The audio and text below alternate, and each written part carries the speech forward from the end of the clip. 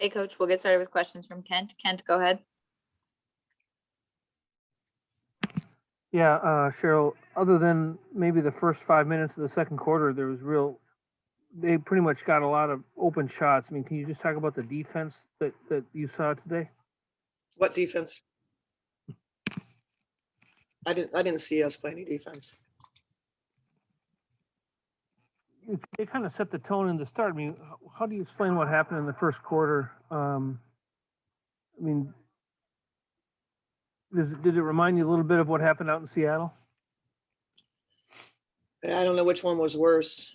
Being at home, I think is no question that's worse, to come in here and have a team punch you in the mouth, basically knock you out in the first round and have no response to it.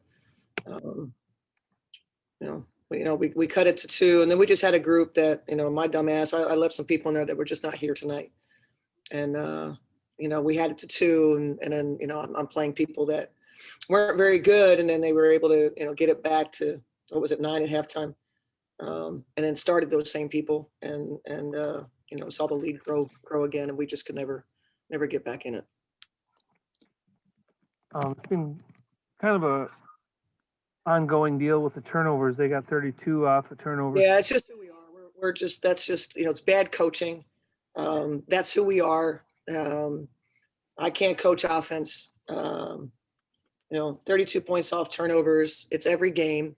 So I have to continue to try to find answers. I'm a bad offensive coach, and I've got to figure it out. Mike, go ahead. Sure. What did you tell the team afterwards? I mean, you got a quick turnaround now. You're playing a lot of games in a short time. How do you turn this around? You got to move on. I mean, I guess maybe that's the great thing is you do have a game in 2 days. You travel tomorrow and you play a game. We haven't won on the road yet, so you got to turn the page. And we have one of the statistically probably some of the worst stats in the history of our franchise probably happened tonight. But you just got to move on, and give Chicago credit. They kicked our ass. Obviously, it's a really good team that's getting their group together after really struggling. They played great, and we have to move on. Neil, go ahead. Hey, Coach. Obviously, Chicago, good 3-point shooting team, and you mentioned your team, didn't play any defense tonight. But sort of what was the matter of them? Your players not executing the scheme as far as defending the 3-point line, or is it just a matter of Chicago knocking down some shots here tonight? Just what do you do as far as getting better at covering that 3-point line? Overall, the pace that they ran through their stuff, we were never in a situation where we were dictating the pace. We were far off. People from the very, very first possession, we did not recognize our team. We did not recognize. We thought maybe there was some confusion about the game plan and how we want to play. We played so great and things we wanted to do against LA, and then we come out and we had none of that for this team. And they're good players. If you look on that side, it's a team that's in the championship conversation. So there's good players. We certainly did not have the intention of leaving people open for 3, but we literally could not catch up to their pace. They flew around. We were a step slow. There's no communication. And we just missed assignments everywhere. Getting beat in transition after you do finally score a basket and they'd score the other way. Just combination of just really, really bad, unaware, no collective will. And I don't know where that came from. I just didn't see that coming. Any other questions for Coach?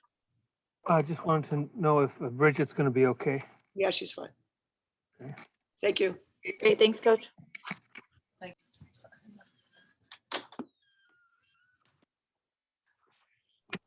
Hey, Fee, we'll get started with questions from Kent. Kent, go ahead.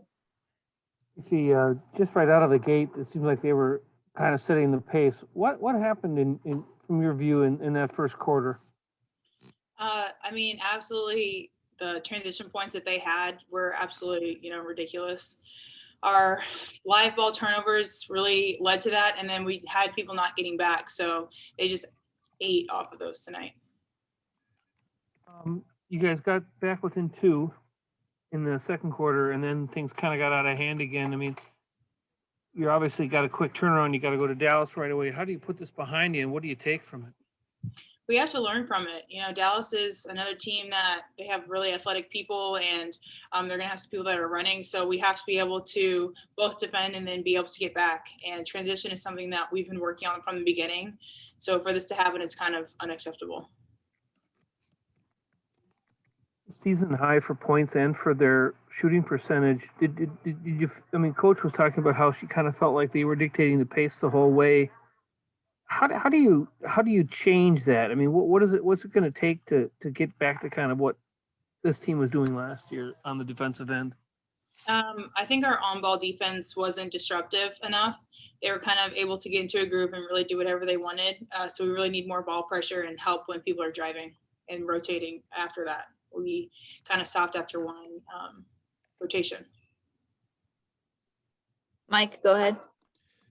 It's too easy to say. I mean, obviously a lot of turnovers, a lot of new faces throughout the year, but 20 plus 3 in a row. How do you just break that cycle? Is it just simply practicing, just playing smarter? How do you go about that? We're smart basketball players. We know what we need to do. I think sometimes we get in a rush and we get back on our heels for whatever reason. And it shows, like you said, 2 games with 20 plus turnovers in a row. We're a lot better than that. We have to be able to settle down. And even when they might try to be rushing us, we have to be able to make the smart play and backdoor, whatever it might be, to release that pressure. Any other questions for Fee? All righty, thank you, Fee. Thanks. Still with me? Thank you. Okay, so we'll get started with questions from Kent.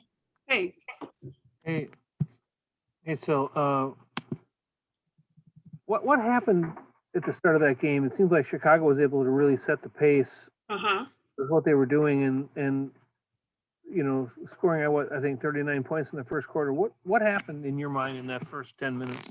not responding. We pretty much let them get what they want. And once we got ourselves in the pickle, it was kind of hard to dig ourselves out of it. So being able to respond quicker to when things work like that for a team like Chicago or any other team, just being able to bounce back and respond quicker. Is this one of the more disappointing losses of your tenure here? Huh? Is this one of the more disappointing losses of your tenure here? Definitely, most definitely. I don't think we did anything that we were supposed to do number wise with Chicago. And yeah, definitely by far one of the most disappointing ones. Thank you. Mike, go ahead. So you talked about bouncing back after the bad first quarter. How could you not? What happened in the third where you couldn't bounce back? I think it was just a combination of things, lack of communication, not getting back, not getting over screens, not getting boards, not getting shots, getting turnovers. So it was a cluster of things that was happening in the third. Any other questions for Sil? All righty, thank you, Sil. Have a good night. All right, everybody, that'll be it for tonight. I will get the post-game email sent out to you as soon as I can. Have a good rest of your day. We will be off tomorrow because it's a travel day, but I will send the links out for the next day, for the next game tomorrow night.